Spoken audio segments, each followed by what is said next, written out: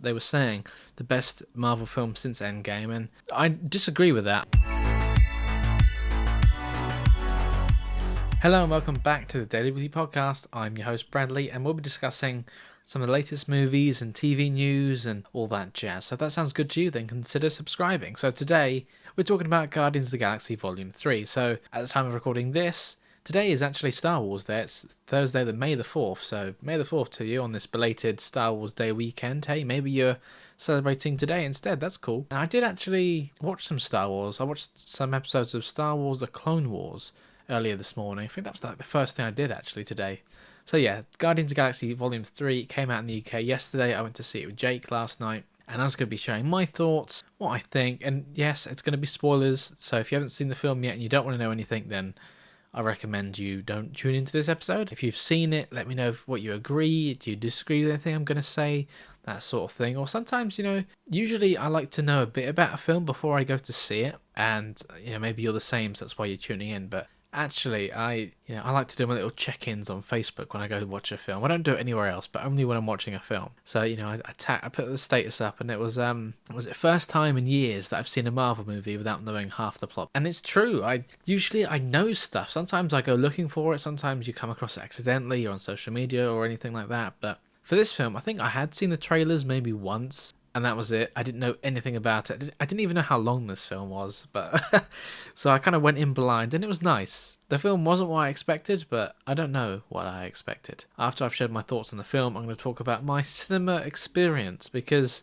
it was probably the worst cinema experience I've ever had, but we'll save that for after the review. Let's get through the fun stuff first. Yeah, I wrote the review this morning for the podcast. I normally film these podcasts on a Monday morning. Today is Thursday evening almost, and the episode's coming out Saturday the 6th of Saturday the 6th, which is also the same day as King Charles III's coronation. So if we don't get any views, that's why. God, I like to go off on a tangent, don't I? I don't normally write film reviews, but I did for this one because I wanted to come into this episode with some more notes than just sitting here kind of going off the top of my head. I wanted to get everything out. And I wrote a lot of stuff, much more than I expected. I was like thinking bullet point notes, and it also turned into paragraphs. It's about a page and a half. So who knows how long it's going to take me to read, but let's not waste any more time and get into my little review of Guardians of the Galaxy Volume 3. Firstly, it gets straight into the action, which is something I guess I don't do on this podcast, but if you're going to see that film, it just, wow, you're into it. And I didn't expect that, because usually there's a bit of setup,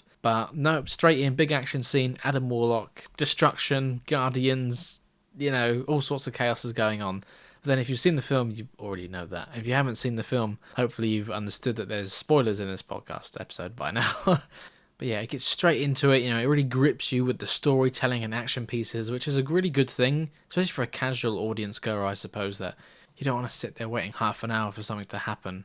Like, this gets straight into it, and that's a really good thing. I mean, some people might think it was a little too random, and I almost thought that. I was like, wait, what's going on?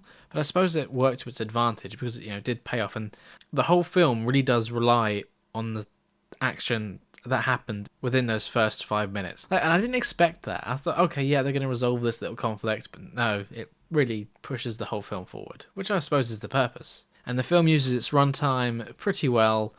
Again, we start with the payoff from the second movie with the introduction of Adam Warlock, although his introduction and his purpose felt kind of forced. It's like they had this payoff, they had this tease and they needed to pay it off, and their plans changed, so it's slightly different, but they kind of changed what their purpose, and they revealed that the Sovereign were created by the High Evolutionary, who is the villain of this film, and that Aisha and Adam Warlock, who are the Sovereign, she's the High Priestess, and he's technically her son. So they're now working for the High Evolutionary to capture Rocket for, purposes. I feel like I've forgotten that key plot point already, and I only saw it last night. I mean, I haven't seen the second film in a while, but I don't remember there being any tease or references to them working for somebody else. They seemed pretty self-reliant to me. So when they introduced them in, it felt a bit forced. And they were the only two Sovereign in it. There was no army from the second film or anything like that. It was just them two kind of working solo for the High Evolutionary. So that was interesting. But Will Poulter gives Adam Warlock a naive and humorous kind of personality, and it is said that the High Evolutionary woke him up from his cocoon too early, which is kind of cool. So he's kind of like young and he doesn't really know anything, and he's kind of learning as he goes, but he's also got that very quick, violent temper to him. He knows he's got this strength and power, but he doesn't like to use it, or he doesn't realize how far he goes. Like, yeah, there was this scene where they capture a Ravager and they try and extract information for him, and then Aisha's like, "Oh yeah, show him what we can do," and then Adam Warlock completely disintegrates the guy, and then he's like, "Well, we can't get anything from him now. He's dead." And he's like, "Oh, I didn't realize. Sorry."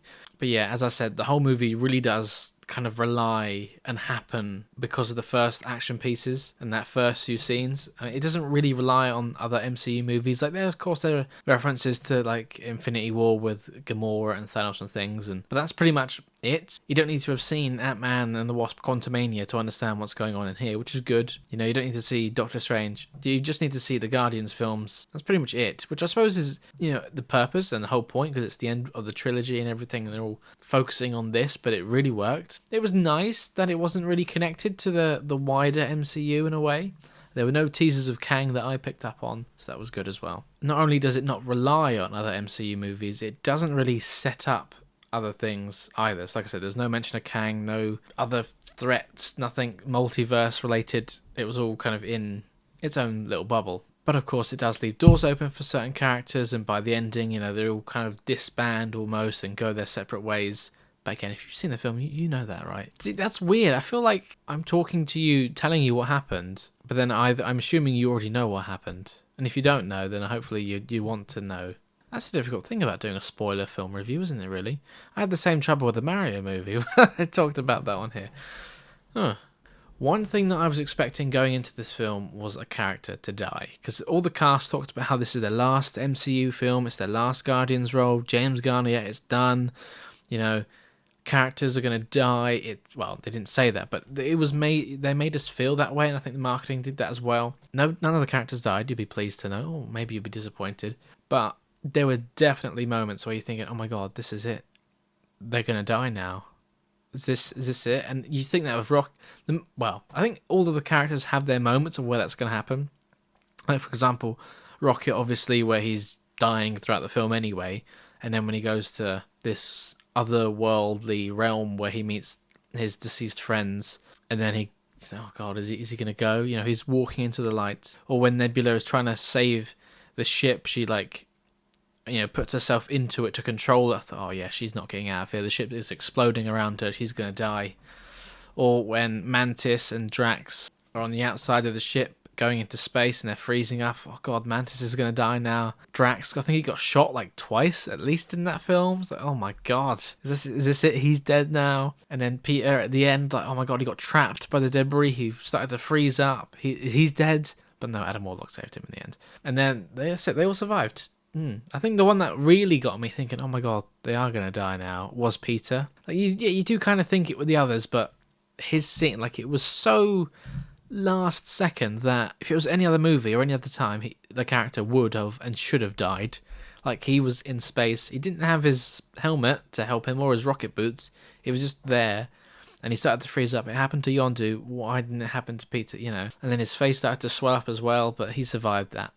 And I really thought, oh my god, this is it. And the music and everything, and the scene, and all the characters are like trapped, they can't help him, and but then it's that heroic save the day. Adam Warlock is a good guy now, and he saved our main hero, and that's good because, well, as I said, they all went their separate ways, and Peter returned to Earth to be with his granddad. Yeah, he's back on Earth. Will he join the Avengers? I hope so. I don't expect to see him again before Avengers Kang Dynasty, or any of these characters really. And then Drax and Nebula kind of raise all these children and animals that they saved from the High Evolutionary. They raise them on Nowhere. Mantis says she wants to go her own way, although she's still on Nowhere. She's just not in the same city portion that Drax and Nebula are in. Obviously, they all retire from the Guardians.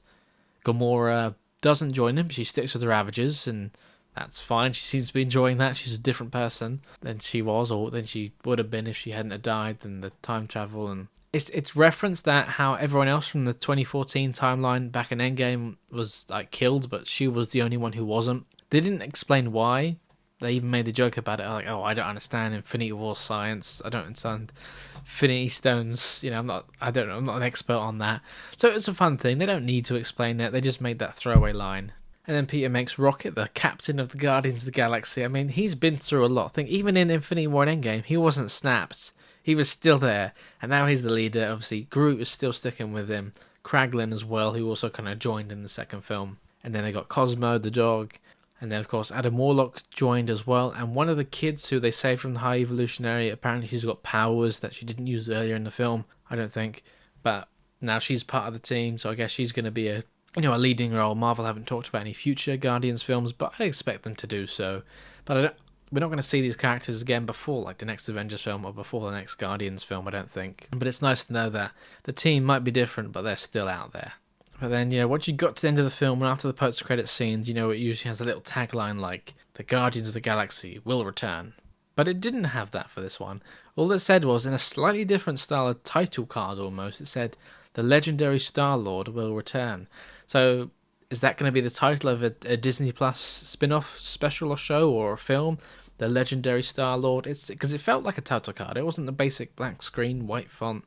It was a big thing, really in your face, really obvious, and it's good. I'm just happy he's on Earth and like, yes, please join the Avengers, because why not? The Avengers need new members, so he should join them. But he's very much having that quiet life now, until of course there's another end of the world threat where he has no choice but to get involved, or his granddad will die or something, and that will fuel him to get back in the team. But so I expect that. But it was surprising to see that despite setting up a new team of Guardians, they're not teased. I guess they don't need to be, but it was just a little surprise.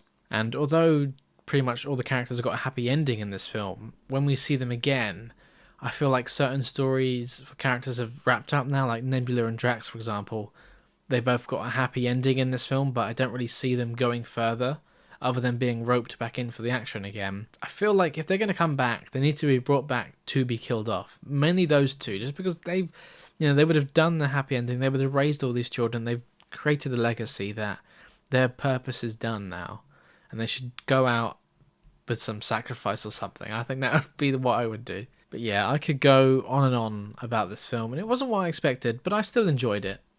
James Gunn, obviously written and directed by him, absolutely knocked out of the park. It was just good. Like, a lot of MCU films haven't been good since Endgame because they set the bar so high, and in the marketing they were saying the best Marvel film since Endgame, and I disagree with that. I don't think it was. I think Spider-Man No Way Home is still the better film since Endgame. But it was up there, Better than all the other Phase 4 films. Better than Ant-Man and the Wasp: Quantumania. Probably better than Doctor Strange and the Multiverse of Madness. I feel like I need to rewatch it. Jake said he rewatched it and enjoyed it more on a second viewing. So I do need to do that. But I think Shang-Chi was also a very strong film. But definitely better than Black Widow. Definitely better than Black Panther: Wakanda Forever, definitely better than Thor: Love and Thunder, definitely better than The Eternals. I haven't even seen it, but I just know it is.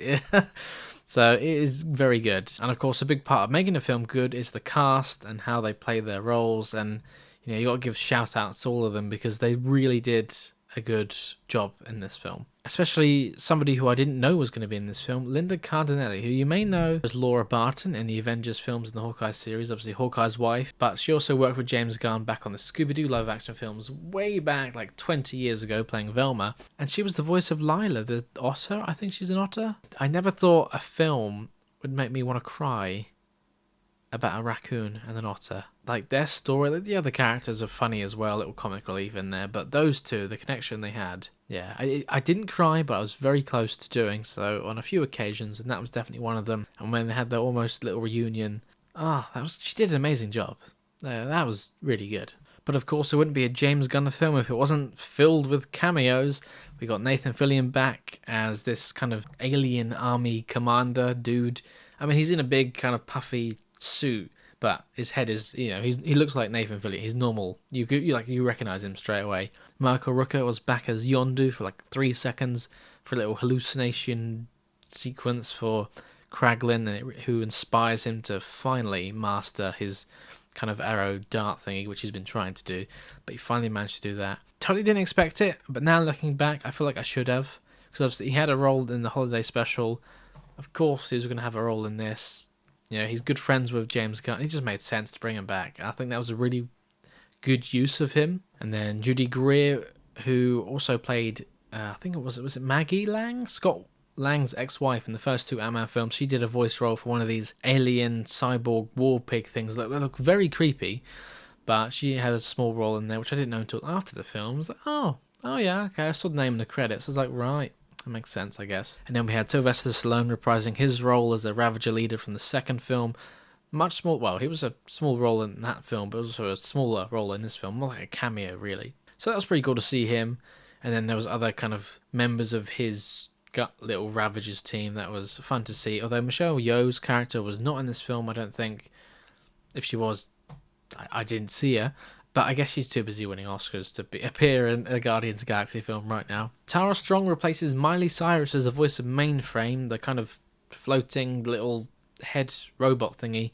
As I said, was voiced by Miley Cyrus in a cameo role at the end of the second film, but now replaced by Tara Strong, who also voices Miss Minutes in the Loki series. So loads of actors coming in doing multiple roles. But I guess if you're doing voice work, it doesn't really matter if you've already played somebody else. And then another actor who really surprised me, and I had absolutely no idea they were in this film until I saw their name in the opening credits, Nico Santos, who I know him for his role as Mateo in the Superstore TV series, which is one of my all-time favourites. I love it.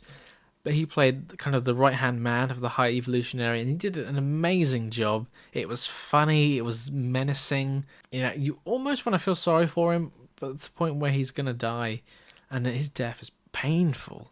Oh!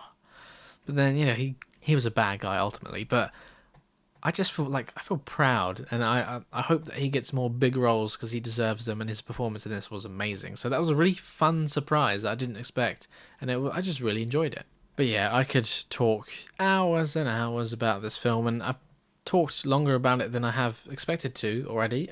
So yeah, I think I'll wrap it up there. But yeah, if you haven't seen it, definitely go and see it. It's well worth it. But if you're in the UK, go to an Odeon cinema to get this really cool Guardians of the Galaxy exclusive limited edition popcorn bucket. I think it's like £12 or whatever. I went to a View cinema and I didn't manage to get one because it's exclusive to Odeon. And my friend went to an Odeon cinema yesterday as well, and she got one. I was like, oh man, I really want that. Like, there is an Odeon cinema near me, but I've always been going to View. That's kind of my go-to. And I looked on eBay, and these popcorn buckets are like 30 quid now. I was like, oh my god, I'm not paying that, but I do want one. I was like, I mean, I could go and see the film again, I guess. Get a popcorn bucket. Just for a popcorn bucket.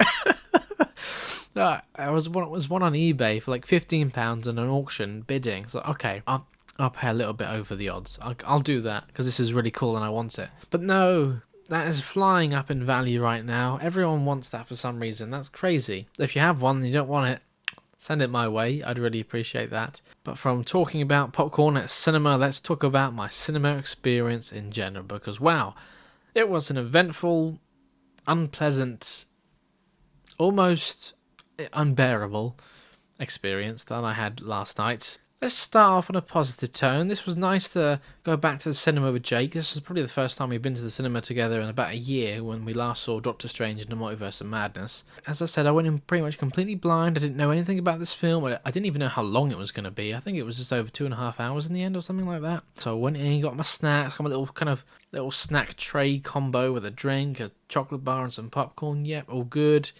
We went into the screen, I think it's either the biggest or one of the biggest screens at my local cinema, and I picked out the perfect seats. It was right in the middle.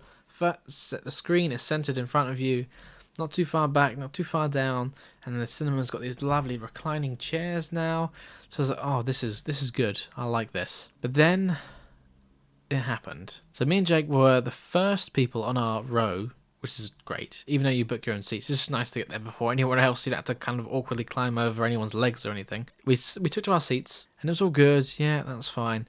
And I had my little tray of snacks, and there was nobody else around us, so I just put them on the tray on my right, because I'm right-handed. It just made sense for me. And then this guy walked past and almost jumped into the seat. That'd be underplaying if I said sitting down. Just like I wrote notes with the review of the film, I wrote notes, more like an essay, about my horrible experience with this guy. So let me look at my notes here. I almost walked out of that cinema screening, not because of the film, but because of the person sitting next to me. So then this guy came along. He's probably like late 20s, early 30s, probably early 30s actually. I didn't really see much of him. It was a dark room, but that's what I thought.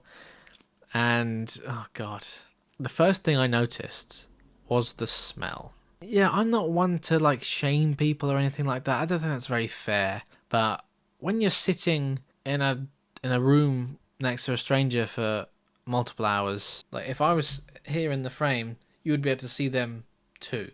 So I guess that's pretty close for comfort. But yeah, I'll try not to be too mean about it, but it was not pleasant at all. And I immediately knew that I'd have to put up with this for the next 2 and a bit hours. And I spent most of the film just kind of sitting like this, just kind of with my hand under my nose in hopes that I would just block it out. I didn't want to do, I'm not going to be as obvious as that, but maybe I should have been.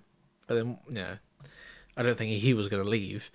So it was just kind of just awkwardly sitting over here, trying to get away from him. It was like body odor and damp clothing and horrible. So before the film even began, he reclined his chair, and instead of laying back like a normal person in a recliner, he kind of turned it into a table. So he kind of sat cross-legged on the chair, got out a picnic from his backpack that he brought with him. I was like, oh no, crunchy foods. Yeah, they were crunchy. He was ripping them open, but okay. The film hasn't started yet. I can let that slide. That's fine. You want to get your snacks ready, no problem. But of course he did it throughout the film.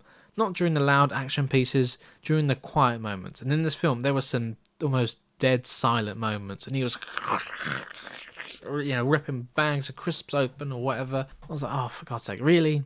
So he was noisy, he was smelly, his food smelt. Then he had like energy drinks, and energy drinks have a strong sweet smell anyway, you know that, right? So he had one of those open. I was like, oh my god, and every now and then there was this waft of mixture of horrible smells that was coming past. And I was just like, oh my god, I can't. And there were moments where I was actually thinking, if I wasn't with Jake watching this film, I would have either got up, pretend to go to the toilet, and then just moved seats somewhere else, or I would have left and gone home and come to see the film another day. It was that bad.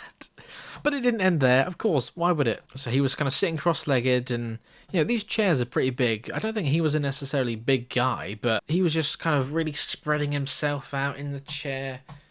And we have to share an armrest, so his arms and his knees were up on it, and I was leaning closer to Jake on my left. And I was beginning to think, oh, Jake's probably going to think I'm trying to snuggle up to him, but I'm just trying to get away from this other guy, so I'm like this. It was so bad. But yeah, that wasn't all of it, because, this film was pretty funny. There were some funny moments, but I wouldn't say there were a bunch of laugh-out-loud moments, although this guy seemed to disagree. He was not laughing, cackling. The cinema was dead silent, and there was him out loud, and I was like, oh my god, shut up. But there was a moment where he thought he lost his phone under the seat, and he was rustling around, panicking, like, oh my god. And I couldn't help but sit there, and I almost laughed at him. I was just so smug. I was like, oh yeah, that's what you get. I was just here, just kind of smiling to myself, almost evil. But I felt like, yeah, good. You deserve that. Yeah, I think if I was experiencing as much discomfort as I was, obviously there was somebody else on the other side of him. Surely they felt the same way. Oh, and there's end credit scenes for these Marvel films. A lot of people left the cinema.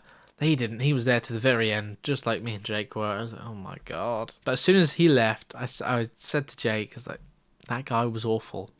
And Jake was like, yeah, I know. I felt like you were going to say something to him because he kept laughing all the time. And, oh, God. I suppose I should mention, on the flip side of laughing, there are some sad moments too.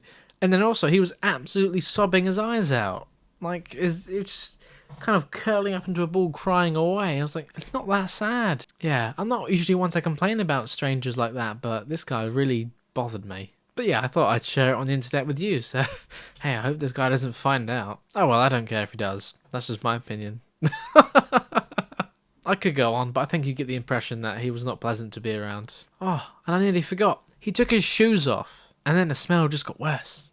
With his bright orange socks, and before he took them off, he was wearing Crocs. So if that doesn't top it all off, I don't know what will. But he was like the worst cinema goer you could create. It's like out of a TV show. It was that comically unfunny, bad and annoying that you think this guy cannot be for real. But I'm pretty sure he was. So yeah, the film was good, but the cinema experience was not.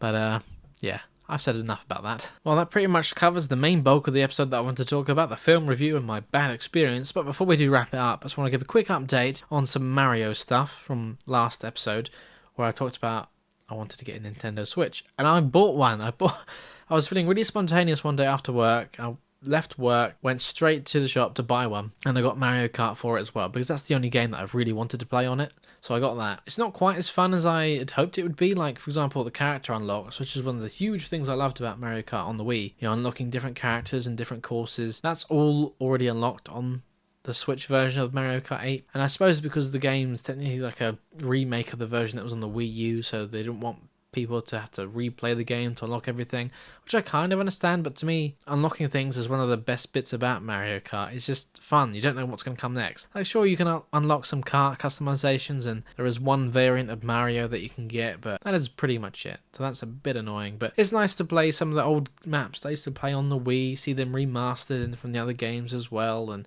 they got DLC at the moment, bringing back more stuff, so it's pretty good. But I suppose I need to get some other games for my Nintendo Switch. So if you recommend any games for a Nintendo Switch, let me know in the comments and I'll maybe check them out. But before we go, as I said, this is the last episode of the podcast for a little while. I can't finish it without a story from the Not Yet Titled News, and this one is perfect because it is a little bit related to Mario and Nintendo, so let's take a read. Nintendo forces Switch hacker to pay them 25 to 30% of his income for the rest of his life. So this guy was hacking Nintendo and now he's got to pay the price. A previously sentenced Nintendo Switch hacker now owes the company $14.5 million in damages, a sum which he'll likely be paying through his wages for the rest of his life. And get this right, the hacker's name, I don't know if it's his real name, but even if it isn't, it's still brilliant. His name is Gary Bowser. So he's the bad guy in this story and he's got Bowser in the name. So Gary Bowser was a member of a hacking group that was convicted for the creation and sale of devices that allowed users to illegally play pirated versions of copyrighted games. Bowser faced a sentence of 40 months in prison, a sentence that was viewed as a unique opportunity by Nintendo to send a message about their response to illegal activity. Since then, Bowser's sentence has been cut short as he was recently released and now awaits processing before re-entering society with an enormous debt. $14.5 million in debt? Ooh, I don't know where to start. It's reported that the most Nintendo can take from Bowser's monthly wages will be 25 to 30%, a hefty portion of his earnings which he'll be forced to pay for an incredibly long time. So at least he got to pay it off in a little installment payment plan, although 25% of your monthly wages every month, that's a big chunk to account for, but I guess you shouldn't have been hacking in the first place. It's estimated Bowser would have to earn a total of $40 million before taxes to be able to pay off Nintendo. So he's got to earn $40 million before he can pay off 14.5.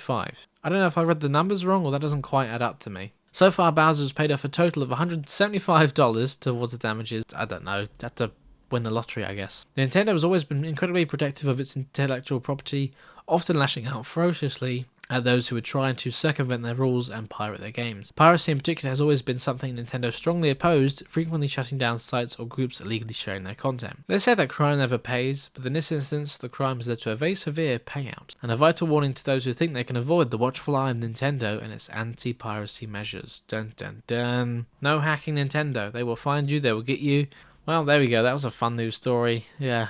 I like that one. That pretty much wraps up this episode and this season of the podcast. So thank you very much for tuning in throughout all these episodes the last several weeks. It's been great to do it again. I hope you've enjoyed it. I certainly have. But yeah, I'm going to have a little break now, but don't worry. The Daily Weekly Show is back for a new season. Season 8. In fact, we had an episode last week. We've got another one coming out on Monday. You don't want to miss it. And of course, always new content over on Daily Weekly Builds. So thank you very much. And I'll see you guys over on those channels. And I'll see you back here sometime soon.